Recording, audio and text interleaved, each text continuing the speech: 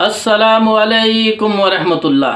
मेरे दोस्तों, बुज़ुर्गों, मेरी बहनों, आज आपके सामने एक बहुत ही प्यारी आयत बयान करूंगा और उसके फ़वाइद बयान करूंगा कि आप हासद से, दुश्मन से छुप जाएंगे।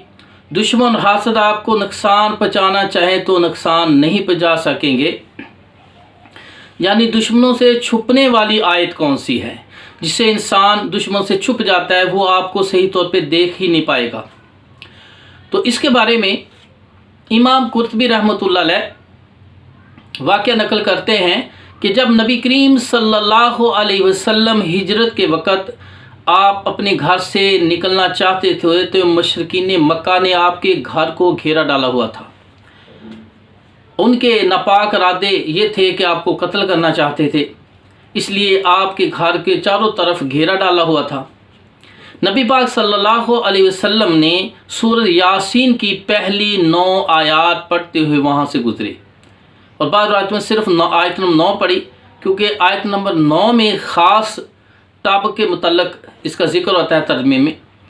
तो शुरू से 9 आयतों तक और 9वीं आयत को दोहराते हुए और दुश्मनों के, मक्का के मुशरिकीन के दरमियान से गुजरे और ज़मीन से मट्टी उठा के खाक उसके सरों पे डालते ऐसे ऐसे गुजर गए। उनको पता नहीं चला कि मोहम्मद सल्लल्लाहु अलैहि वसल्लम यहाँ से गुजर गए हैं और हमारे सर पे मट्टी भी डाल गए हैं।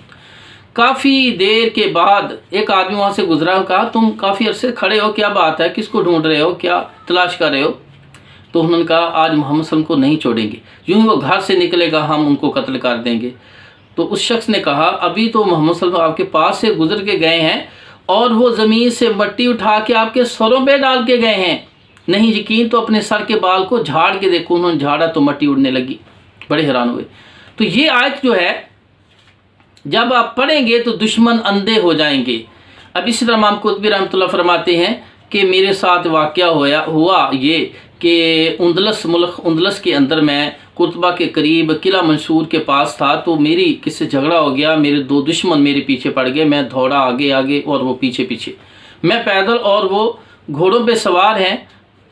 तो खुले मैदान में दौड़ दौड़ के मुझे जहन में ये आयत आई, तो मैंने इस आयत को पढ़ा और पढ़ के नीचे ज़मीन पे बैठ गया, छुपने की जगह ही कोई नहीं। तो वो आए मेरे पास, एक दाएं तरफ से गुजर गया, एक बाएं तरफ से गुजर गया, मैं उनको नज़र ही नहीं आया। इस आयत की वजह से अल्लाह पाक ने रहमत के पर्दे मेरी चारों तरफ कर दिए। फिर वो वापस पास से गुजरते हुए बातें करते जा रहे थे कि वो इंसान था कि शैतान था, वो नज़र ही नहीं आया। अभी हमारे सामने भाग रहा था, अचानक किधर चला गया।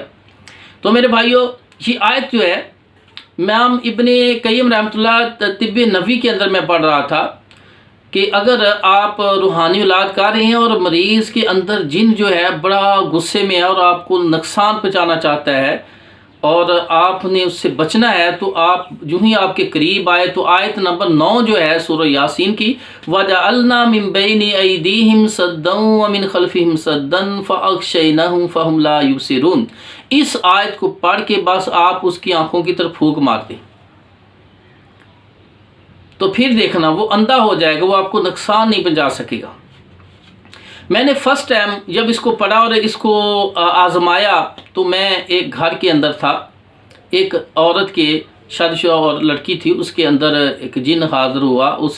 मैंने जब यूं ही इस्लाम लिया, थोड़ा सा उस पर दम शुरू किया तो वो अपने हाथों से मेरे गले को ऐसे दबाने के लिए आगे बढ़ी। कुदरती मेरा वजू था तो मुझे टच ना कर सकी, लेकिन मेरे बिल्कुल 6-7 इंच के फासले पर वो ऐसे मेरे गर्दन को दबाने के लिए मेरे करीब बार बार आ रही थी।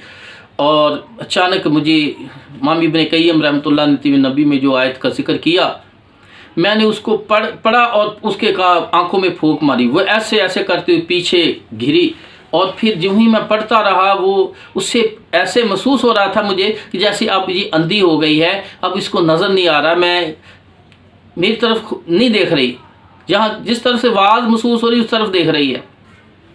जब वो हाज़री वो बिल्कुल सर्द हो गया, ठंडा हो गया, तो मैंने उससे पूछा भी एक बात तो ये बताओ कि जब मैंने तुम्हें आँखों में फूंक मारी थी आयत पढ़ के तो तुम्हें क्या महसूस हुआ था? कहने लगी जब तूने फूंक मारी तो मेरी आंखें अंधी हो गई थी, मेरी आंखों में जैसे कुछ धुआं दाखिल हो गया है, मुझे नज़र नहीं आता था, मुझे नहीं पता चल रहा था तुम किस तरफ खड़े हो बाद में। तो इसलिए मैंने सोचा कि अब मैं अंधी हो गई हूँ, ये पता नहीं कितना ज़्यादा इल्म वाला बंदा है, कहीं मुझे बहुत ज़्यादा नुकसान ना दे, तो मैं अपने गुस्से को सर्द करके नॉर्मल हो गई और तुम्हारी बात मानने पर मजबूर हो गई। तो मेरे भाइयों, मैंने उसे कलमा पढ़ाया, मुसलमान भी किया, और वो उसको वादा किया मैं इसके अंदर से निकल जाऊंगी, और दोबारा फिर वो आई भी नहीं। तो इसी तरह मेरे भाइयों, आप अब इसको कहाँ कहाँ इस्तेमाल कर सकते हैं। आप बाज़ार की तरफ जा रहे हैं, रास्ते में आप पता है कि आपको कुछ दुश्मन आ रहा है सामने, तो आप इस आयत को पढ़ें। अगर 9 आयतें शुरू से पढ़ लें, लेकिन वरना आयत नंबर 9 ही काफ़ी है। वजअलना मिन बैनी अयदीहिम सद्दन व मिन खल्फिहिम सद्दन फअग़शयनाहुम फहुम ला युबसिरून। अल्लाह रब्बुल इज़्ज़त दाएँ बाएँ आगे पीछे अपनी रहमत के खुफिया पर्दे डाल देगा, और अल्लाह रब्बुल इज़्ज़त जब रहमत के पर्दे डाल देगा तो वो दुश्मन आपके पास से गुजर जाएगा, तुम्हारा ख्याल तक नहीं आएगा, उसे पता नहीं चलेगा कि ये फ़लाँ यहाँ से गुजर गया है। आपकी बच्ची कॉलेज जा रही है, अकेली है, ये पढ़ ले। घर के अंदर आप अकेली हैं, आपको डर लग रहा है कहीं यहाँ कोई दुश्मन ना आ जाए, तो आप इन आयतों को 9 बार पढ़ें। 9वीं आयत को 9 बार पढ़ें, तो इंशाल्लाह अल्लाह इतने पर्दे हायल कर देगा कि दुश्मन भी फिरते रहेंगे और उन्हें पता ही नहीं चलेगा कि ये बंदा जो है कहाँ बैठा हुआ है। वो आवाज़ें महसूस करेगा, फील करेगा जहाँ कहीं है, लेकिन वो सही तौर पे आपको देख नहीं सकेगा। घर में झगड़ा रहता है, आप बार बार इसको पढ़ें। छोटे बच्चों पे पढ़ें, सुबह शाम 9 बार पढ़ के फूंक मार दें घर के अंदर, अक्सर पढ़ते रहें। एमरजेंसी में 3 बार पढ़ लें। तो मेरे भाइयों, इससे क्या होगा, दुश्मन आपका माली, जानी और औलाद और दीगर किसी किस्म का नुकसान नहीं पहुंचा सकेंगे। ये अल्लाह पाक ने कुरान जो है शफा भी और रहमत भी है, मोमिनों के लिए ये तकलीफ़ का सबब है। तो इस आयत को आप दुश्मन पर तसव्वुर करके सजदे के अंदर आप पढ़ लें 9 बार, और फिर 9 बार पढ़ के अल्लाह अकबर के सजदे में जाएं, और फिर उठें, उठ के अल्लाह अकबर उठ जाएं बस। फिर हाथ आके जो दुआ मांगें कि या अल्लाह मेरा दुश्मन इस तरह हो जाए, तो उस तरह होने के चांस है।